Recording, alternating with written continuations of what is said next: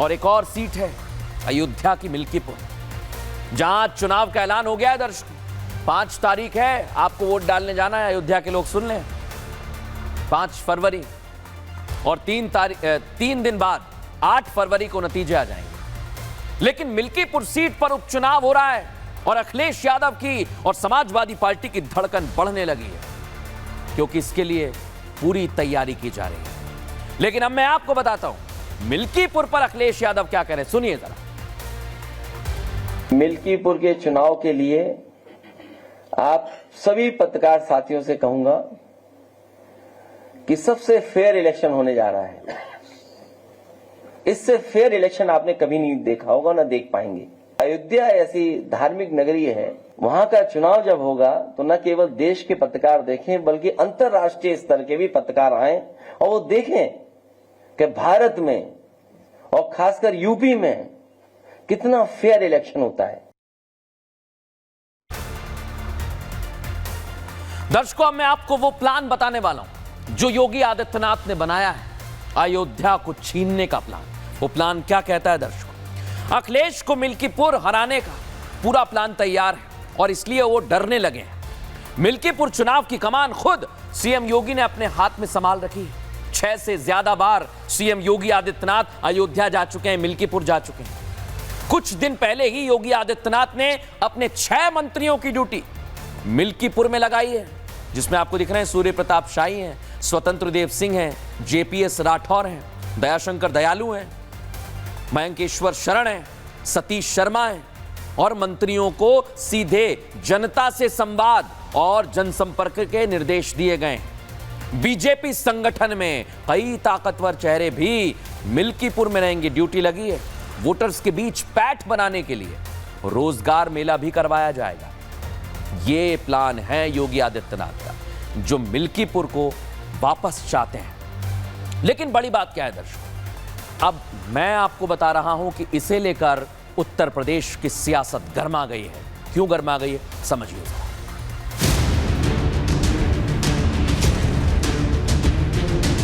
मिल्कीपुर के बहाने अयोध्या की लड़ाई फिर से शुरू होने वाली है, क्योंकि योगी आदित्यनाथ की फौज मिल्कीपुर का किला फतह करने के लिए पूरी तरह से तैयार है। और योगी के इसी कॉन्फिडेंस ने अखिलेश यादव की रातों की नींद उड़ा रखी है। अभी टीपू की गुंदर की सीट हारने की कसक गई नहीं थी कि सीएम योगी आदित्यनाथ मिल्कीपुर जीतने का पूरा प्लान बनाकर बैठे हैं। ऐसे में अखिलेश की हालत यहाँ खिसियानी बिल्ली खंबा नोचे जैसी हो गई है। मिल्कीपुर के चुनाव के लिए आप सभी पत्रकार साथियों से कहूंगा कि सबसे फेयर इलेक्शन होने जा रहा है। इससे फेयर इलेक्शन आपने कभी नहीं देखा होगा, ना देख पाएंगे। उपचुनावों में अखिलेश यादव की पार्टी को महज 2 सीटों पर समेटकर योगी आदित्यनाथ ने लोकसभा में बीजेपी की हार का आधा बदला तो ले लिया था। अब अखिलेश यादव अगली हार के डर से चुनाव कवर करने के लिए अंतर्राष्ट्रीय मीडिया को बुलाने की कोशिश में जुट गए कि अयोध्या ऐसी धार्मिक नगरी है, वहां का चुनाव जब होगा तो न केवल देश के पत्रकार देखें बल्कि अंतर्राष्ट्रीय स्तर के भी पत्रकार आए और वो देखें कि भारत में और खासकर यूपी में कितना फेयर इलेक्शन होता है। इधर सीएम योगी आदित्यनाथ अयोध्या की मिल्कीपुर सीट पर उपचुनाव को लेकर करीब करीब वैसी ही तैयारी कर रहे हैं जैसी यूपी की 9 सीटों पर उपचुनाव में की थी। मिल्कीपुर सीट को जीतने के लिए बीजेपी की तरह समाजवादी पार्टी के लिए भी प्रतिष्ठा का सवाल है, क्योंकि अयोध्या की मिल्कीपुर सीट सपा का गढ़ रही है। अब दर्शकों, मैं आज आपको एक और चीज बता रहा हूं कि इस समय बहुत बड़े सवाल खड़े हो रहे हैं, क्योंकि मिल्कीपुर पर दोनों पार्टियां नजर गड़ा के बैठी हैं। लेकिन क्यों मिल्कीपुर खास है, आइए आपको बताते हैं। अवधेश प्रसाद की लोकसभा पहुंचने पर यह सीट खाली हुई। इधर योगी आदित्यनाथ 3 बार अयोध्या का दौरा कर चुके हैं, 3 हफ्तों में लगातार पहुंच रहे हैं वहां पर। 1996 के बाद से 8 चुनावों में 6 बार समाजवादी पार्टी जीती। इसके लिए योगी आदित्यनाथ, आपको बता रहा हूं, 4 जनवरी को उपचुनाव की तैयारियों की समीक्षा कर चुके हैं। उनको कोई फर्क नहीं पड़ रहा है, ये इतिहास जानिए। अखिलेश ने अपने नेताओं की टीम मिल्कीपुर में भेज दी है, उतार दी है। इधर कल मुख्यमंत्री योगी आदित्यनाथ मिल्कीपुर में एक रैली करने वाले हैं। आपको यह भी बता दूं कि अयोध्या जहां अवधेश प्रसाद अपना गढ़ समझते हैं, इस सीट से उन्होंने अपने बेटे को प्रत्याशी बनाया है, उतार दिया है। 11 जनवरी को मुख्यमंत्री योगी आदित्यनाथ राम जन्मभूमि की प्राण प्रतिष्ठा हुई और एक बार फिर से अयोध्या में पूरी तैयारी की जा रही है, पहुंचेंगे। इधर समाजवादी पार्टी संविधान और संसद में स्वाभिमान का मुद्दा उठा रही है मिल्कीपुर के अंदर। वहीं अखिलेश यादव खुद मिल्कीपुर सीट पर प्रचार की कमान संभाल चुके हैं।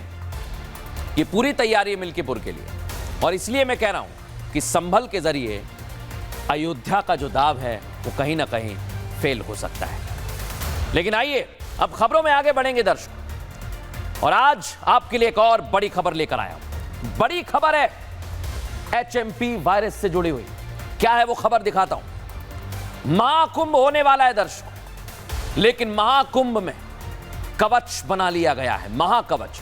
जो वायरस एचएमपी वायरस आ गया है उसे दूर भगाएगा। और इसे आसान भाषा में आप समझिए कि महाकुंभ में पूरी तरह से लॉक कर दिया जाएगा, इससे ये आगे नहीं बढ़ने वाला है। और योगी आदित्यनाथ ने इसके लिए क्या तैयारी की है आज आपके सामने रखने वाला हूं। इस बार महाकुंभ में आतंकी और नक्सली खतरे आप पहले ही देख चुके हैं, लेकिन अब एक अदृश्य खतरा मंडरा रहा है। यह अदृश्य खतरा पहले 2 खतरों से ज्यादा खतरनाक है। पहले 2 खतरों से तो योगी आदित्यनाथ निपटने का पूरा प्लान तैयार कर चुके हैं, लेकिन इस अदृश्य खतरे को ना तो कोई देख सकता है, ना ही कोई छू सकता है, और इसका नाम है एचएमपी वायरस, जैसा मैं आपको बता रहा हूं। अब दर्शकों, अगर यह वायरस कुंभ में किसी तरह फैल गया तो पूरे देश में हाहाकार हो जाएगा। कोरोना वाला दौर फिर से लौट सकता है। यही वजह है दर्शकों कि योगी ने इस अदृश्य खतरे को खत्म करने की ऐसी तैयारी कर दी है कि अब यह खतरा नहीं रह सकता है। योगी ने एचएमपी वायरस को लेकर अपने योद्धाओं के साथ एक बैठक की। माना जा रहा है कि इस बैठक में योगी इस वायरस से निपटने की रणनीति बना चुके हैं। साथ ही महाकुंभ और एचएमपी वायरस को लेकर गाइडलाइन भी जारी की जा सकती है। लेकिन आप सोचिए दर्शकों कि आखिर यह वायरस इतना खतरनाक क्यों है। आइए जरा मैं आपको बताता हूं। क्योंकि यह वायरस बेंगलुरु में आ चुका है, जिसकी महाकुंभ से दूरी कितनी है, 1735 किलोमीटर।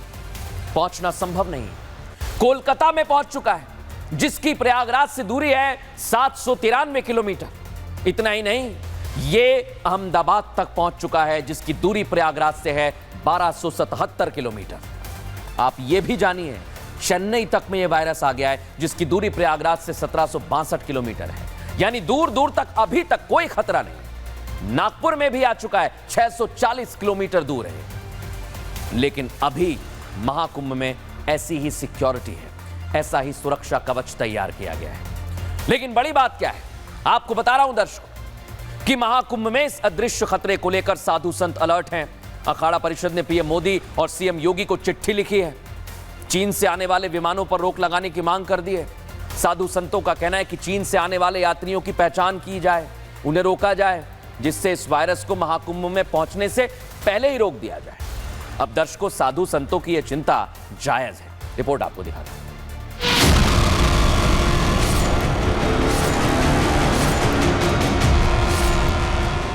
कुंभ और महाकुंभ मेले की इन 2 तस्वीरों को देख लीजिए। पहली तस्वीर 2021 की है, जब हरिद्वार में कुंभ का आयोजन हुआ था। उस दौरान इस आयोजन के दौरान कोरोना तेजी से फैला। हालात ऐसे बने कि हरिद्वार कुंभ को जल्द ही संपन्न करवाना पड़ा। अब आपको दूसरी तस्वीर दिखाते हैं, जो इस बार के महाकुंभ की है, जहां एक और वायरस दस्तक देने की फिराक में है। यहाँ पर दवाइयों का भी काउंटर बनाया गया है, औषधि वितरण काउंटर यहाँ पर बनाया गया है। और अंदर चलेंगे तो हम आपको दिखाएंगे कि किस तरीके से बेड्स की व्यवस्था भी यहाँ पर की गई है, और जो भी मरीज यहाँ पर आएंगे उनके लिए तुरंत यानी कि 24/7 उनके लिए इंतजामात रहने वाले हैं। प्रयागराज महाकुंभ में भले ही एचएमपी वायरस दस्तक देने की फिराक में है, लेकिन योगी सरकार ने इस खतरनाक वायरस से निपटने के लिए महाकवच तैयार कर लिया है।